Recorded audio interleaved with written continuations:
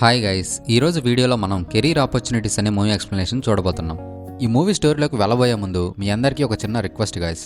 ఈ వీడియో అంతా మీరు చూసేశాక వీడియో మీకు ఎంటర్టైనింగ్గా అనిపిస్తే, మా ఎక్స్ప్లెనేషన్ కానీ మీకు నచ్చితే వీడియోని లైక్ చేసి ఛానల్ని సబ్స్క్రైబ్ చేసుకుని మన ఛానల్ని కొంచెం సపోర్ట్ చేయండి.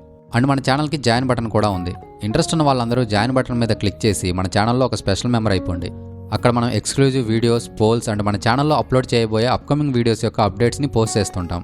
అంతేకాదు ఎవ్రీ 3 డేస్కి ఒకసారి క్విజ్ని కూడా కండక్ట్ చేస్తుంటాం. మీరు అందులో కూడా పార్టిసిపేట్ చేయొచ్చు. ఇవే కాదు, ఇంకా చాలా మంచి ఫీచర్స్ అన్నీ కూడా మన ఛానల్ మెంబర్షిప్లో ఉన్నాయి. సో వెంటనే ఇంట్రెస్ట్ ఉన్న వాళ్ళందరూ కూడా జాయిన్ బటన్ మీద క్లిక్ చేసి మన ఛానల్లో ఒక మెంబర్ అయ్యి ఈ ఫీచర్స్ అన్నింటికి యాక్సెస్ పొందండి. జాయిన్ అయ్యేందుకు లింక్ డిస్క్రిప్షన్లో కూడా అవైలబుల్గా ఉంది, ఒకసారి చెక్ చేయండి. ఇంక లేట్ చేయకుండా మనం స్టోరీలోకి వెళ్ళిపోదాం.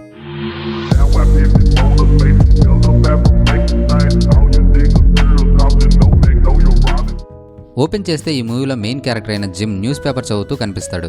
జిమ్ దగ్గర ఒక స్పెషల్ టాలెంట్ ఉంటుంది. అదేంటంటే తను అప్పటికప్పుడు కొన్ని అబద్ధపు స్టోరీస్ని క్రియేట్ చేసి ఎదుటి వారికి చెప్పడం. జిమ్ తన గురించి తాను చెప్పుకునే స్టోరీస్ అన్ని అబద్ధాలని జిమ్కి తెలుసు, అలానే వినే వాళ్ళకు కూడా తెలుసు. అందుకని తన అబద్ధపు స్టోరీస్ అన్నింటినీ చిన్నపిల్లలకి ఎక్కువగా చెప్తుంటాడు. ఆ చిన్నపిల్లలేమో జిమ్ చెప్పే విషయాలన్నీ నిజాలని నమ్ముతుంటారు. జిమ్ మాటలు చెప్పడానికే తప్ప చేతల్లో పనిచేయడానికి ఎందుకు పనికిరాడు. తన గురించి ఒక్క ముక్కలో చెప్పాలంటే బిల్డప్ ఎక్కువ, బిజినెస్ తక్కువ. జిమ్ ఒక యానిమల్ షెల్టర్లో వర్క్ చేస్తుంటాడు. తను అక్కడ ఉన్న జంతువుల్ని కేరింగ్గా చూసుకోకుండా వాటికి కూడా తన అబద్ధపు స్టోరీస్ని చెప్తుంటాడు. అందుకని ఇక మేనేజర్ జిమ్ని జాబ్లోంచి తీసేస్తాడు. కట్ చేస్తే జిమ్ సరాసరి అక్కడ నుంచి చిన్నపిల్లల దగ్గరికి వచ్చేస్తాడు. తను ఆ పిల్లలందరితో యాక్చువల్గా నేను ఒక రిచ్ పర్సన్ని, నా దగ్గర చాలా కార్స్ ఉన్నాయి, అంతేకాదు నా కింద చాలా మంది పనులు కూడా ఉన్నారు, అండ్ నాకు చాలా బిజినెస్లు కూడా ఉన్నాయని చెప్తాడు. అండ్ అలానే అక్కడ ఒక వ్యక్తి కనిపిస్తే ఆ వ్యక్తిని చూపించి ఆ వ్యక్తి కూడా నా దగ్గర ఆఫీస్లో వర్క్ చేస్తుంటాడని జిమ్ అప్పటికప్పుడు అబద్ధాలు చెప్తాడు.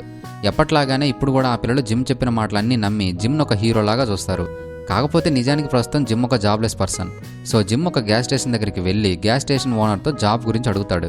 యాక్చువల్గా జిమ్ అదే గ్యాస్ స్టేషన్లో చాలాసార్లు వర్క్ చేస్తాడు. కానీ జిమ్ మాటలు చెప్పడమే తప్ప వర్క్ సరిగా చేయడం లేదని ఆ ఓనర్ తనని చాలాసార్లు పనిలో నుంచి తీసేస్తాడు. కావాలంటే ఇప్పుడు ఇక్కడ నేను ఫ్రీగా పనిచేస్తాను, నాకు నువ్వు డబ్బులు ఇవ్వాల్సిన అవసరం లేదు, కానీ ఏదైనా వర్క్ ఇవ్వని జిమ్ అంటాడు. కానీ జిమ్ క్యారెక్టర్ గురించి ఓనర్కి బాగా తెలుసు కాబట్టి ఓనర్ ఫ్రీగా కూడా వర్క్ ఇచ్చేందుకు ఒప్పుకోడు. మేబీ నువ్వు ఈ టౌన్లో వర్క్ చేసే బదులు వేరే టౌన్కి వెళ్ళి ఏదైనా జాబ్ చూసుకుంటే మంచిదని ఆ ఓనర్ అంటాడు. అప్పుడే అక్కడికి గ్యాస్ ఫిల్ చేయించుకునేందుకోసం ఒక అమ్మాయి ఫ్యాన్సీ కార్లో వస్తుంది. తన పేరే జోసి. జోసిని చూసిన జిమ్ తనని ఇంప్రెస్ చేసేందుకు స్టైల్గా సిగరెట్ని కాలుస్తూ జోసి వైపే చూస్తుంటాడు. జోసి కూడా జిమ్ వైపు చూసి ఒక నవ్వు నవ్వి హాయ్ చెప్తుంది. సరిగ్గా అదే సమయంలో అక్కడికి జిమ్ ఫాదర్ బడ్ వస్తాడు. యానిమల్ షెల్టర్లో జిమ్ సరిగా వర్క్ చేయడం లేదని మేనేజర్ జిమ్ని జాబ్లో నుంచి తీసేశాడు కదా. ఆ విషయం బడ్కి తెలిసి జిమ్పై కోప్పడతాడు. అందరి ముందు పరుగు పోయిందిగా, ఇంకెలా తలెత్తుకుంటాం. అప్పుడు జిమ్ తన ఫాదర్తో, నన్నే మా మేనేజర్ జాబ్లోంచి తీసేయలేదు, నాకై నేనే ఆ జాబ్కి రిజైన్ చేశానని అబద్ధం చెప్తాడు. జిమ్ ఇర్రెస్పాన్సిబుల్గా బిహేవ్ చేస్తుండడంతో బడ్ తనపై కోప్పడి తనని ట్రక్లో అక్కడి నుంచి ఇంటికి తీసుకెళ్లిపోతాడు. కట్ చేస్తే నైట్ టైం అందరూ డిన్నర్ చేస్తుంటారు. అప్పుడు జిమ్ సిస్టర్ అందరితో జోసి ఈ టౌన్ని వదిలేసి న్యూయార్క్కి వెళ్ళిపోయిందంట అని చెప్తుంది. అప్పుడు జిమ్ వెంటనే లేదు తను ఈ టౌన్లోనే ఉంది, నేను ఇంతకుముందే తనను చూశాను కదా, మేమిద్దరం కలిసి కాఫీ కూడా తాగామని అందరితో అంటాడు. తన మాటల్ని విన్న బడ్ జిమ్ వైపు చూపు చూస్తాడు. అంటే జిమ్ జోసితో కలిసి కాఫీ తాగడం అనేది అబద్ధం కదా.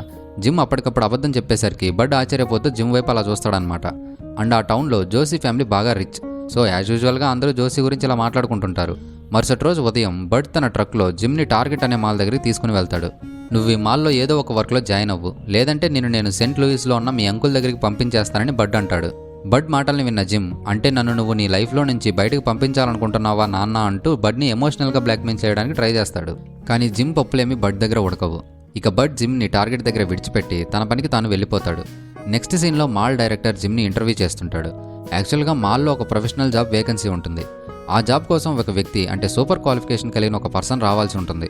ఆ క్వాలిఫికేషన్ కలిగిన వ్యక్తి జిమ్ ఏమో అనుకుని మాల్ డైరెక్టర్ జిమ్కి పెద్ద మొత్తంలో ప్యాకేజీని ఆఫర్ చేస్తాడు. జిమ్ కూడా ఆ ప్యాకేజీని చూసి చాలా ఆశ్చర్యపోయి అక్కడ జాబ్ చేయడానికి ఒప్పుకుంటాడు. కానీ సరిగ్గా అదే సమయంలో మాల్ డైరెక్టర్కి ఒక కాల్ వస్తుంది. ఆ కాల్లో ఏం చెప్తారంటే యాక్చువల్గా జాబ్ ఇంటర్వ్యూకి రావాల్సిన వ్యక్తి తన ఫ్లైట్ని మిస్ చేసుకుంటాడు. సో తను ఇంటర్వ్యూకి కాస్త లేట్గా వస్తాడని మాల్ డైరెక్టర్కి ఫోన్లో విషయం అంతా చెప్తారు.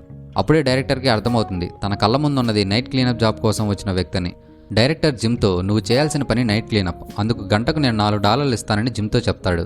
భారీ ప్యాకేజ్ నుంచి విషయం ఒక్కసారిగా $4 దగ్గరికి రావడంతో జిమ్ కాస్త అప్సెట్ అవుతాడు. కానీ ఇంకా చేసేదేం లేక జిమ్ ఆ మాల్లో క్లీనర్గా జాయిన్ అవుతాడు. నెక్స్ట్ సీన్లో జోసి ఫాదర్ రోజర్ దగ్గరికి 2 వ్యక్తులు వచ్చి మాట్లాడుతుంటారు. సరిగ్గా అదే టైంలో అక్కడికి జోసి వస్తుంది. రోజర్ జోసిని, నువ్వు ఇలా వచ్చి వీళ్ళని పలకరించు అని అంటాడు. యాక్చువల్గా రోజర్ ఎప్పుడు జోసి పైన తన అధికారాన్ని చెలాయిస్తుంటాడు. కానీ జోసికి మాత్రం అది అంతగా నచ్చేది కాదు.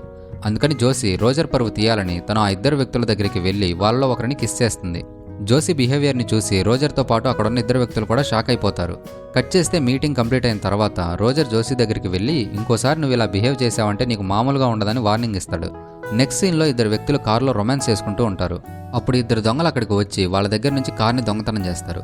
మరుసటి రోజు ఉదయం జిమ్ మాల్కి వెళ్లి వర్క్ చేసేందుకు ఒక సూపర్ కార్ని ట్యాక్సీగా రప్పించి అందరినీ షాక్కి గురి చేస్తాడు. మార్గం మధ్యలో జిమ్కి ఆ చిన్నపిల్లలు కనిపిస్తారు. అప్పుడు జిమ్ ఆ చిన్నపిల్లలతో నాకు బల్గేరియా వైస్ ప్రెసిడెంట్తో మీటింగ్ ఉంది, సో నేను ప్యారిస్ వెళ్తున్నానని అబద్ధం చెప్తాడు. కట్ చేస్తే జిమ్ మాల్కి వెళ్తాడు. సర్ప్రైజింగ్లీ జోసీ కూడా అదే మాల్లో ఉంటుంది. ఇక్కడ ఇంకో సర్ప్రైజింగ్ విషయం ఏంటంటే జోసీ బాగా రిచ్ అయినప్పటికీ తను అక్కడ ఆ మాల్లో దొంగతనం చేస్తుంటుంది. కట్ చేస్తే రాత్రి అయిపోతుంది. జిమ్ యొక్క బాస్ జిమ్ చేయాల్సిన పనంతటిని వివరంగా చెప్తాడు. తెల్లవారేసరికల్లా ఈ మాల్ అంతా తలతలా మెరిసిపోవాలని చెప్పి జిమ్ బాస్ జిమ్ని మాల్లోనే ఉంచి బయట లాక్ వేసేసి ఇంటికి వెళ్ళిపోతాడు. యాక్చువల్గా జిమ్ ఒంటరిగా రాత్రంతా మాల్లోనే ఉండి మాల్ని క్లీన్ చేయాల్సి ఉంటుంది. కానీ ఈ విషయం మాత్రం జిమ్కి తెలియదు. తనతో పాటు ఇంకా ఎవరో ఒకరు మాల్ని క్లీన్ చేస్తారులే అని జిమ్ అనుకుంటాడు. నెక్స్ట్ సీన్లో ఇక చేసేదేం లేక జిమ్ మాల్ని క్లీన్ చేయడం మొదలు పెడతాడు.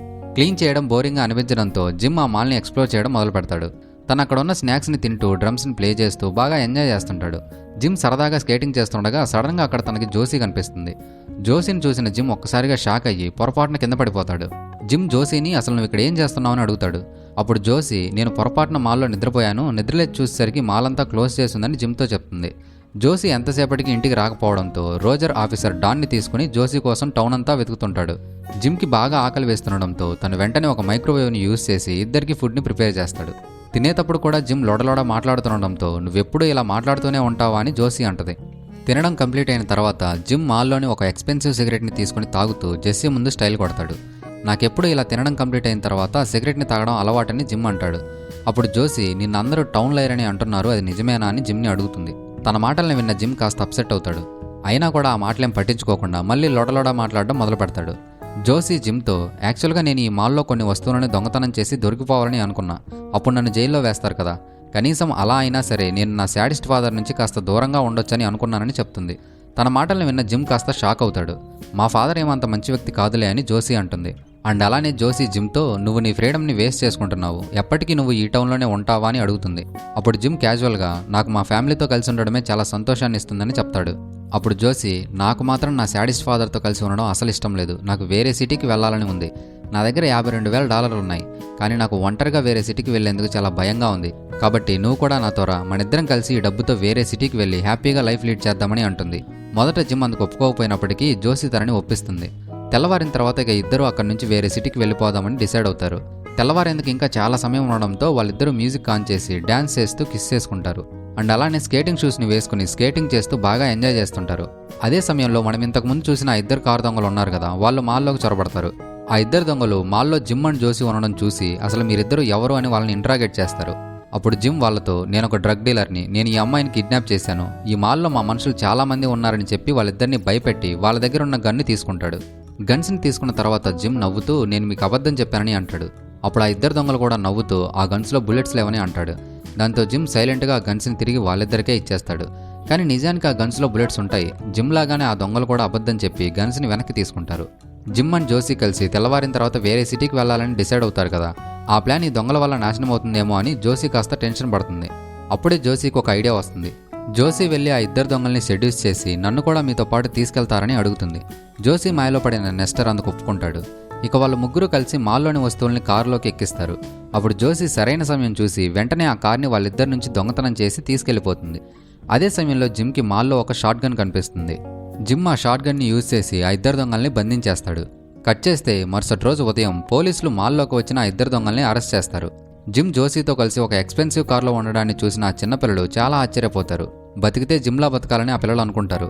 ఇక జిమ్ అండ్ జోసీ కలిసి హ్యాపీగా హాలీవుడ్కి వెళ్ళిపోయి అక్కడ లైఫ్ని ఎంజాయ్ చేస్తుండగా మూవీ ఎండ్ అయిపోతుంది. ఈ మూవీ స్టోరీ మీకు ఎలా అనిపించిందో తప్పకుండా కామెంట్ సెక్షన్లో మాకు తెలియజేయండి. మేము ఖచ్చితంగా ప్రతి కామెంట్ని చదివి హార్ట్ఫుల్గా రిప్లై కూడా ఇస్తాం. సో డెఫినెట్గా మీ ఒపీనియన్ని కామెంట్ సెక్షన్లో మాతో పంచుకోండి. ఈ వీడియో మీకు నచ్చినట్లయితే వీడియోని లైక్ చేసి ఛానల్ని సబ్స్క్రైబ్ చేసుకుని బెల్ ఐకాన్ని ఆన్లో పెట్టుకోండి. అండ్ మన ఛానల్లో మెంబర్గా జాయిన్ అవ్వడం మాత్రం అసలు మర్చిపోవద్దు. మనం మళ్ళీ మరో వీడియోలో కలుద్దాం. అంతవరకు టేక్ కేర్, బాయ్.